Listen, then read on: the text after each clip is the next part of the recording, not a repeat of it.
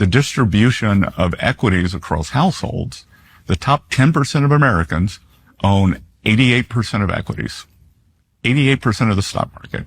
The next 40% owns 12% of the stock market. The bottom 50 has debt.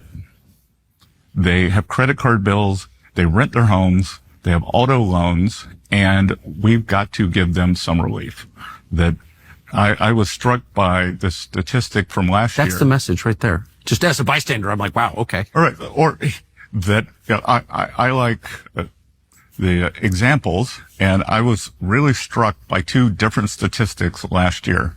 Summer of 2024, Americans took more European vacations than they had in history. Summer of 2024, more Americans were using food banks than they ever have in history. I went into two food banks near my hometown to ask, what's the story?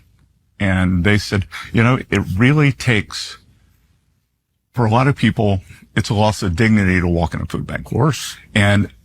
But they were seeing a new phenomenon, that it wasn't their traditional clientele. It wasn't people who'd lost their homes. It wasn't people out on the street.